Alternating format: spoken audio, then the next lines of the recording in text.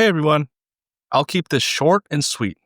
It's been 7 months, almost 8, since I received the QFRL100 from my good friend, the Bloody Eyes. And while my original review 7 months ago still holds true for the most part, there are some really important updates that I want to talk about before the board's group buy starts. Also, real quick, the Bloody Eyes has changed the name of this board. So instead of the QFRL100, it's going to be called the Etar87. And while this still definitely is a review, let's call it an update instead of a full-length review. Why? Because besides a few changes that have benefited the board, I'm just going to summarize what I said in my original review for the things that haven't changed, because the majority of things still hold true and my opinions haven't really changed. So if you're wondering why I'm not going super in-depth here, like my typical reviews, I'd like to point you to that original review from 7 months ago that will be in the video description below. Real quick, if you're watching that video, please skip the entire sound portion of that video. If you want to listen to the sound tests, check the separate 2 sound test videos instead of listening to the sound test segment of that original review, because the sound test portion of that original review has audio artifacts, while the standalone 2 sound tests do not. If you came here from the original review, or you remember what I said 7 months ago, use the timestamps to skip to the updates part of the video while I talk about the new things and the things that have been updated. With that being said, let's start the video. So the summary of the original review. The current quote is still $400 priced at 100 MOQ. The way that the bottom mount is implemented gives a really soft and unique typing experience that I enjoy. If you want a stiffer typing experience, just use it in top mount configuration. Although it's nowhere near what I'd call stiff, even in top mount configuration. And I haven't heard when the group buy is slated to start, but expect the big name content creators to receive their units and pump out their material in the near future. As far as I know, the vendor list and overall details on the Geek Hack post is up to date, so please check the description of this video for a link to that Geek Hack post for more specs and things like that. And as always, please be financially responsible. Don't go into debt for keyboards. I bought this keyboard with my own money. Bloody did not give this keyboard for free. Please know that my unit was a private run unit, so this yellow/orange DDS color is not going to be available for the actual group buy. Also, please know that these are just my opinions. If you don't agree with something I say, that's fine. Once the famous content creators get their units, feel free to check out their coverage of this board. To summarize what comes with the board itself, you get a carrying case with a microfiber cloth, a choice of PCB, universal daughter board and cable, and choice of plate. For specs, I'll flash them briefly on the screen, but I encourage you to go to the actual Geek Hack post in the video description below if you want to look through everything thoroughly. A summary on the aesthetic, sound, and feel. I won't go into this as deep as I did in the original video because everything's still the same, but the aesthetics are subjective anyways, and I love the design of the board itself. The weight, it's nice and simple. It's not seamless or screwless. The feet are Alchemist keyboard design feet from AKB James. And overall, I love the way that this board looks. Again, for sound, do not go to the original review, but instead check out either one of these sound test videos. The sound test in the original review has issues with the audio, but the standalone sound tests do not. And feel, if you want the stiffest typing experience, use top mount and a very rigid plate or stiff plate like aluminum or brass. In bottom mount configuration, the typing experience is really soft, especially with a plastic plate. Right now, I'm using it with a PP plate in top mount, and it's still super flexy. I had an issue with PP plate in bottom mount configuration that I'll go over in the update section. But yeah, if you're top mounting it with a plastic plate, you should have no issues. If you're top mounting it with a stiffer plate, obviously you'll have no issues. If you bottom mount it with a stiffer plate, you probably won't have issues either. The only thing of concern or of to note is if you use a plastic or soft plate in bottom mount configuration. And let's talk about that. Now we're talking about the updates, changes, and improvements. There was one issue that I stated in my original review, and there was another issue that somebody else found between that review and today. I'm very happy to say that both have been addressed by Bloody, and neither should be an issue for the public group buy. Well, at least one for sure won't be. And that's the thing that I found. So this didn't occur for every single private run buyer of the QFRL100 or the Etar87, but I noticed that there was a similar sort of rumbly sound that I got on my desk, similar to the Frog TKL or the Frog Mini, basically any Geon board that had those long horizontal feet. I felt and heard some sort of rumbly feeling. I felt and heard some sort of rumbly sound, similar to. It seemed like the desk sound. It seemed like my desk was being accentuated whenever I typed, and it wasn't a super big deal for me, but it was something of note. And I'd rather not have to deal with it than actually deal with it. And guess what? It turns out that the reason why this was the case were these middle feet. So I told Bloody, and Bloody removed these middle feet from the final design. Pretty simple, right?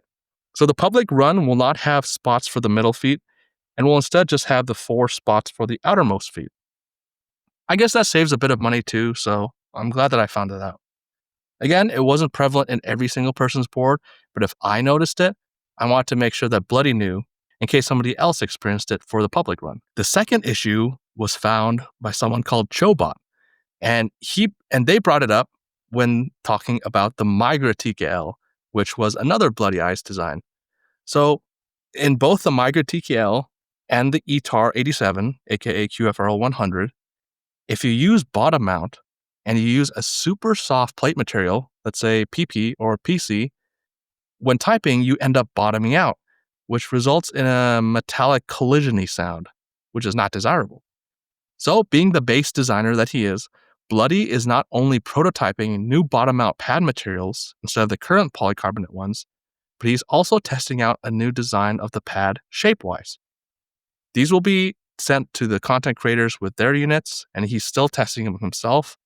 And he also designed harder buttons or nipples themselves. What goes through the bottom-mount pads where you guide your plate hole through. The original buttons were 60 durometer, but he tested a 75 durometer and an 85 durometer variant. But honestly, if it's still prevalent, even a little, just top mount it. Use your PP plate and top mount. It's still super soft, super nice, bouncy feel. I just say be aware if you decide to select a soft material like PP in bottom mount, in the event that the testing that Bloody and the content creators do didn't alleviate that issue with bottoming out. Too long, didn't listen.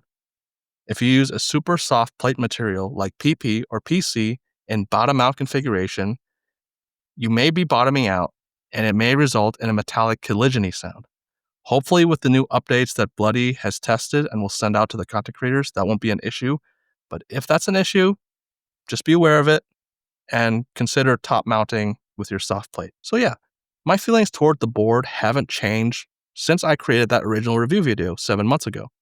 I love how it looks, sounds, and feels, especially when using bottom mount since I've never experienced that before.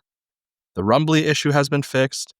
The bottoming out issue should be fixed, but we'll only know once Bloody continues to test and once the content creators themselves hit the boards. We'll have to wait for their feedback. $400 priced at 100 MOQ for this F-Rollless full-size board is something that I consider a good price. But again, please don't go into debt for a keyboard. Please be financially responsible. And if you don't have the money for this now, feel free to start saving. I don't have an estimated date of when the group buy will happen, but given the fact that the units still have to be sent out to the content creators have to make content on it, and then the group buy starts, I don't think it's going to happen anytime in August. Maybe in September, but again, no idea. But if you start saving now, chances are you might be able to afford it once the group buy starts. And hey, if you can't afford it once the group buy starts, don't worry about it. If you can't afford a board, don't go into debt. There's always something else to use your money for in terms of real life, whether it be house, expenses, insurance, food, actual needs. Keyboards are not needs. They're wants, and they're luxury items. I'll leave Bloody's Discord link in the description below if you want to hang out with him or us. I hope he gets the recognition and love that he deserves, because not only does he make fantastic boards, but he's a great friend and such a kind human being. Bloody wanted me to touch on what exactly the structure for the buttons were. There are 4 different parts to this button or nipple structure: the leg, belly, neck, and head.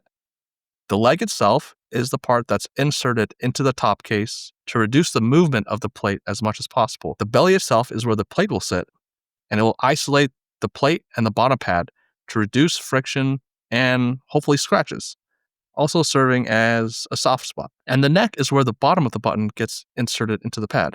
The head is to make sure everything stays put on the bottom and kind of act like a suspension. If you're wondering where I've been or why I haven't been uploading as much to this YouTube channel, for those of you that don't know, I've started a keyboard podcast with a few friends of mine, Black Simon, James from Taiwan, or Mash to Work, and Tangus from Denmark. We started at the beginning of May, and we've been having so much fun the past couple months. I haven't forgotten about you guys, but since I've invested my time and effort so much into that podcast, and I haven't personally bought any new boards, and because I haven't received any new boards from Canon Keys to make reviews on, there haven't really been as many videos as I usually release on this specific YouTube channel. And yes, I still haven't finished the Frog Ligera sound test, but that's because I set my aluminum Frog Ligera and all of the plates to Simon, because Simon wanted to test the acrylic Frog Mini Ligera, and I sent him all the plates. So I won't be able to continue my plate sound test until he finishes with his review and sends it back. I think there's going to be a couple voiceover videos like I did in the past, where I just talk about a specific topic and there's some fun B-roll in the background that you can just put on and listen to without watching. So hopefully I'll have a few of those videos coming out soon. But yeah, if you're wondering where I've been, it's just because I've been focused on the podcast channel and everything in relation to that podcast itself. But I appreciate all the support, both on the podcast itself and here on my personal YouTube channel. You're just so awesome. Thanks for watching. I love you all, and see you next time.